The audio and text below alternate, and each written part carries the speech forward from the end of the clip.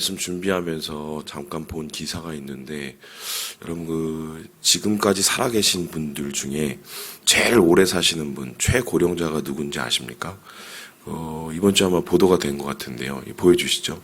이 다음에서 보시는 것처럼 이 스페인 사시는 할머니인데, 마리아 브리냐스 모레라, 이름이 좀 길죠. 이 할머니고, 이 할머니 나이가 저기 보는 것처럼 원래 115세라고 합니다.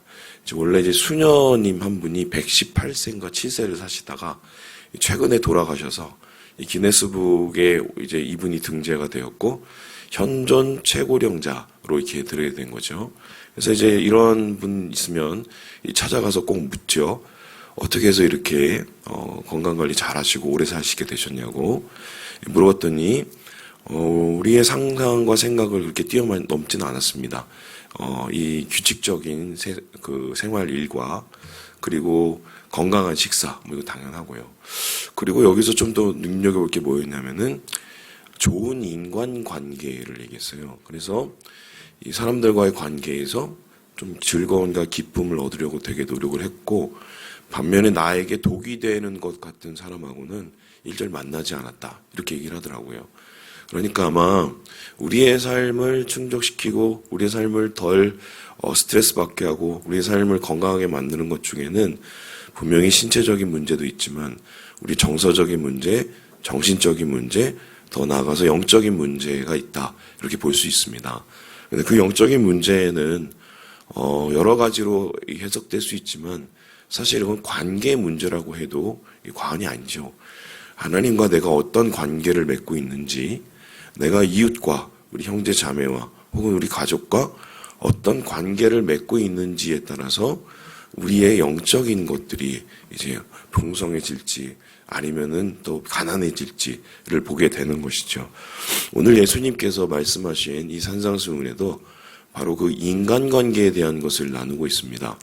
이 말씀이 이루어진 곳은 바로 이곳인데요. 보여주시죠. 아르벨산이라고 저기 보이는 게 이제 이 갈릴리 호수입니다. 아마 저기 저 산에서 최소한 이 갈릴리 주변에 있는 산, 그리고 사람들이 접근할 수 있는 산, 아마 저 산이었을 것이라고 생각을 하고, 저기에서 예수님께서 이제 말씀을 전하시고 사람들은 저기까지 예수님을 쫓아올라서 말씀을 듣지 않았을까 이렇게 싶은데, 이곳에서 예수님께서는 무엇을 말씀하셨냐면은, 우리가 세상을 살면서 어떤 인간관계를 해야 될지, 인간관계를 어떻게 해야 우리의 삶이 주님 안에서 은혜로운 삶이 될지를 말씀하고 계십니다. 이것을 이제 정리를 해보면은 오늘 본문을 통해서 세 가지로 정리할 수 있는데요. 이 첫 번째는 다음과 같습니다. 우리 같이 한번 읽어볼까요? 시작.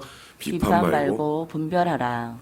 주님께서는 먼저 말씀하시기를 인간관계, 특별히 형제 자매들과의 관계 속에서 비판 대신 분별을 하라고 말씀하고 있습니다. 우리 함께 1절의 말씀을 같이 한번 읽어보겠습니다. 1절입니다. 시작. 비판을 받지 아니하려거든 비판하지 말라.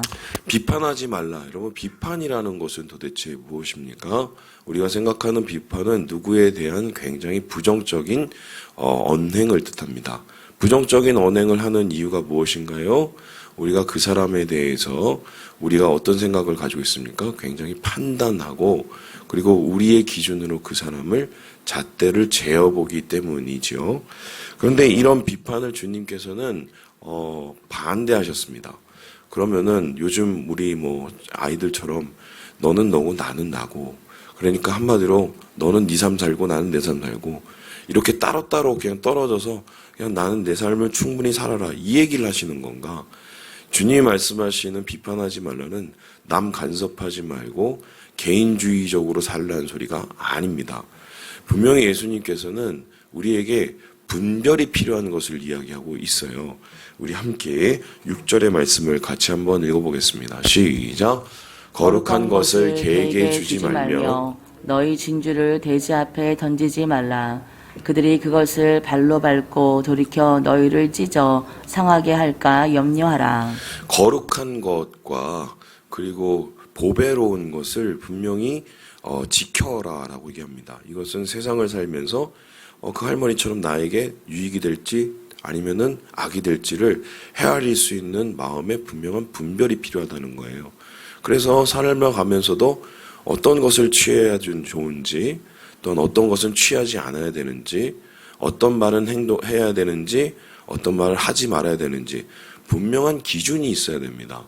그 기준을 가지고 살아가는 게 우리 그리스도인의 기준이고 삶이고, 그 기준은 바로 하나님의 말씀과 하나님을 닮아가는 삶이죠. 그렇게 이제 살다 보면은 분명히 우리 주위에 있는 사람들 중에, 형제들 중에 잘못된 모습과 또한 하나님의 거룩한 기준에 벗어난 모습이 분명히 보일 거예요. 그러면 그때는 어떻게 하냐는 겁니다.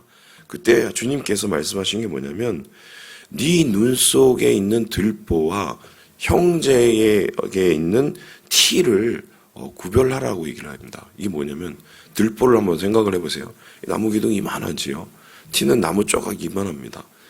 어떤 것에 대해서 분별을 하고 다른 사람에 대해서 그것에 대해서 말할 때는 내 그 기준이 먼저 굉장히 어떻게 돼요? 객관적이어야 돼요. 내가 이 얘기를 할 자격이 있는지, 예를 들어서 어떤 부분을 어떤 사람한테 얘기를 할 때 나는 그것을 정말 잘 지키고 있나, 아니면 거기에 대해서 나는 내 맘대로 살아가고 있는 거 아닌가, 먼저 자신을 돌아봐야 되고요. 그 다음에 내가 거기에서 자유해지고 그 영혼을 위한 마음이 내 안에 생기면 그때 얘기해 줄 수 있는 거예요.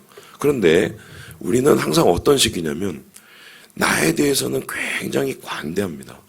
반면에 다른 사람들에게서는 굉장히 옹색하죠. 최소한 예수 믿는 사람은 그런 식으로 살지 말라고 주님께서 이야기하고 계신 거예요. 뿐만 아니라 아무리 이 사람에게 좋은 말이 있어요, 이 사람이 지금 넘은 선이 있어요. 그래서 분명히 그것에 대해서 이야기할 이유가 있습니다. 그런 상황 속에서 한번 생각을 해보세요. 내가 이 사람에게 그걸 전했을 때 들을 귀가 있는 사람은 그 말을 듣고 어떻게 해요? 아멘하고 좋은 양약이 되고 자신을 변화시킬 수 있는 이유가 됩니다. 예를 들어서 목사도 마찬가지인데, 목사의 말을 제가 누구를 위해서 기도하고 또 그것에 대해서 얘기했을 때 아멘으로 받아들이고, 그게 뭐 들릴 때는 좀 마음이 아프죠. 하지만 거기 속에서 하나님 뜻 발견하고 제가 그분에게 이야기하는 진심을 아마 이해한다면 그것은 굉장히 좋은 효과가 될 거예요. 그런데 반대로 내가 이 얘기를 해줘도, 진심으로 이야기를 해줘도 듣지 않거나 들을 준비가 되어 있지 않거나, 아니면 여기에 대해서 전혀 반대로 행동하실 분이 있다고 한번 생각을 해봅시다. 여러분, 그러면 제가 그분한테 가서 이야기를 해야 할까요? 말아야 될까요? 정말 중요한, 이분이 이렇게 되면 구원에 문제가 생긴다, 이분이 이렇게 되면 정말 신앙에 결정적인 문제가 생긴다, 이런 거 아니고선 제가 얘기를 안 합니다. 왜냐하면 그걸 받아들일 준비가 전혀 되어 있지 않기 때문이에요. 그래서 우리가 비판하지 말라는 것은 분별하지 말라는 것도 아니고요. 분별은 하되 우리의 모습을 먼저 돌아보고 그 영혼을 향한 마음을 먼저 준비하고, 그리고 그 영혼을 위해서 우리가 춤을 기도하고, 그렇게 전해질 때 그런 말들이 열매를 맺을 수가 있는 것이죠. 주님께서는 분명히 이러한 부정적인 이야기들, 그리고 우리의 관계를 좀 해칠 수 있는 이야기들을 외면하지도 말고, 또한 그것에 대해서 너무 정죄하지도 말라고 우리에게 그 이야기를 하고 있어요. 두 번째로 주님이 말씀하시는 이 대인관계는 어떤 모습일까요? 우리 같이 한번 읽어보겠습니다. 시작. 믿음으로 기도하라. 두 번째는 믿음으로 기도하라고 주님이 이야기하고 옵니다. 대인관계도 기도가 필요할까?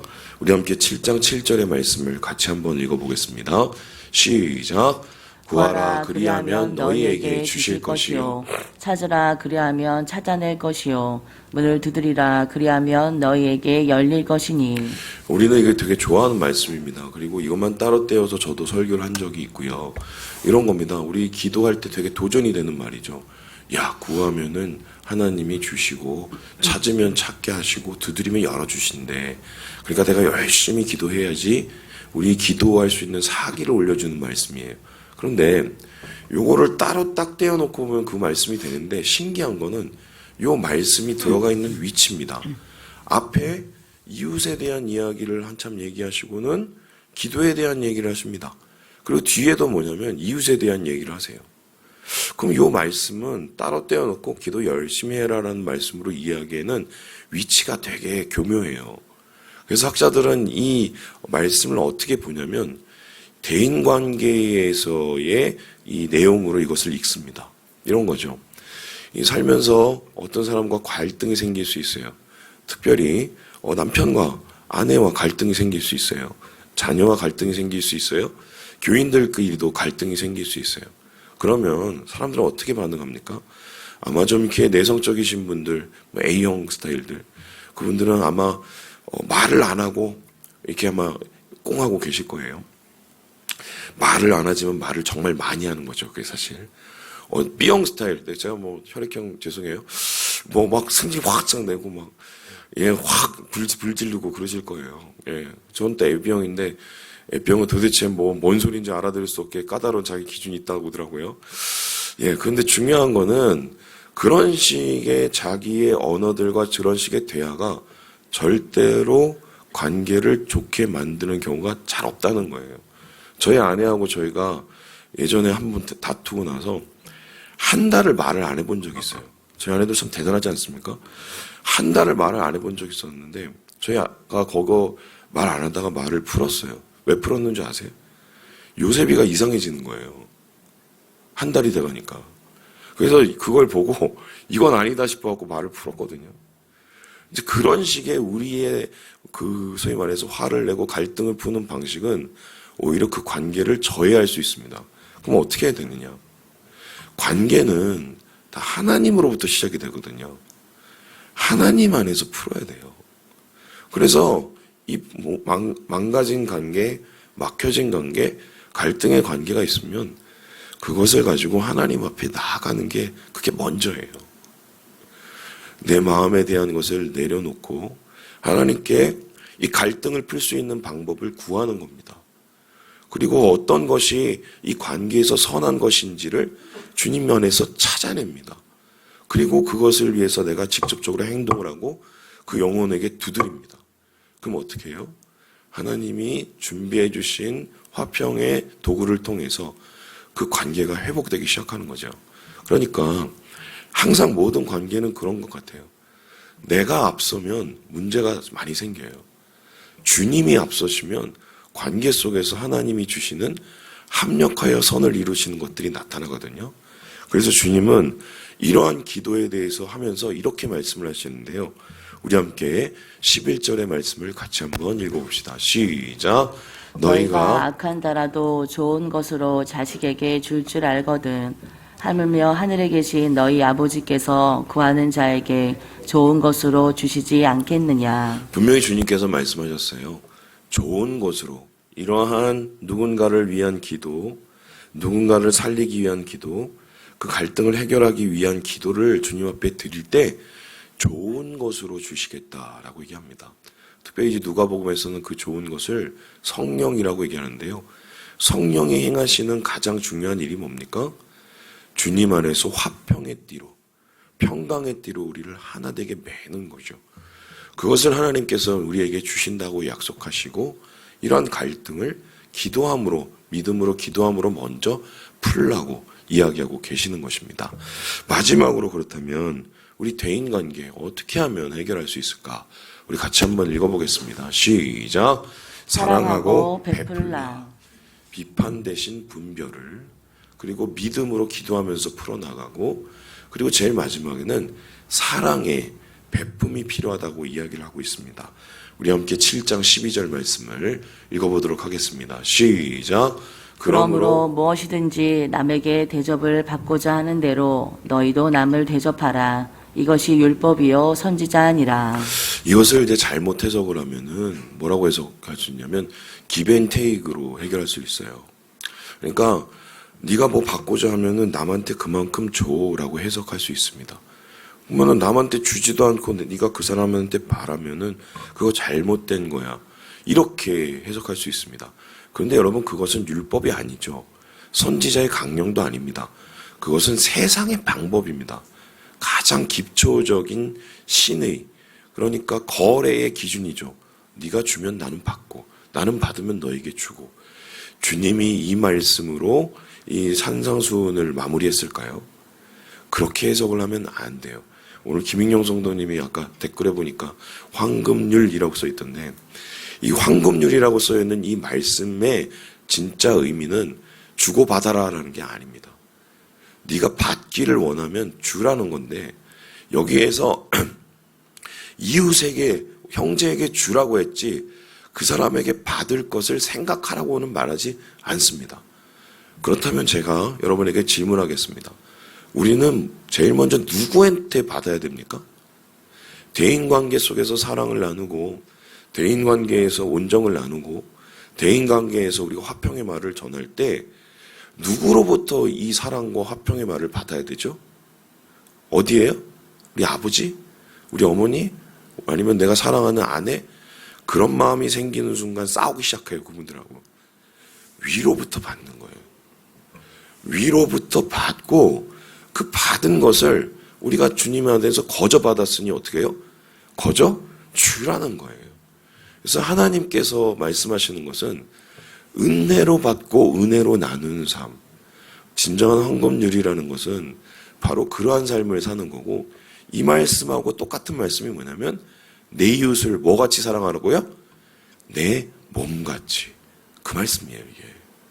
그래서 인간관계를 풀어나가는 것은 대가를 바라면 안 됩니다. 대가를 바라기 시작하면 그때부터는 꼬이기 시작해요.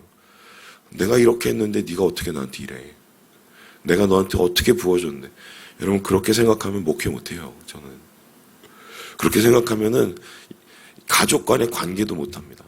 여러분, 자식에게 베풀어준 만큼 받으신 분이 있어요, 여기서? 예? 여러분은 여러분의 아버지, 어머니한테 그렇게 갚아주셨습니까? 아니죠. 내리사랑이죠. 우리는 더 큰 아버지, 하늘로 아버지로부터 받은 사랑, 그 내리사랑을 하는 사람들이에요.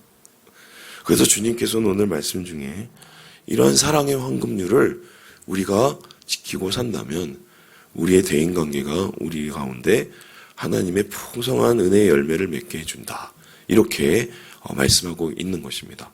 말씀 마칩니다. 우리 사랑하는 여러분, 2월이 시작됐습니다. 2월이 시작되면 무엇이 시작됩니까? 입춘도 되고, 그리고 뭐 녹겠죠. 얼음도 녹고 개구리도 깨어나고, 이런 개구리도 깨어나고 이 녹고 얼음도 녹고, 이런 가운데 우리의 영혼도 깨어나야겠지만 우리의 인간관계가 이젠 좀 녹아내려야 될 때다.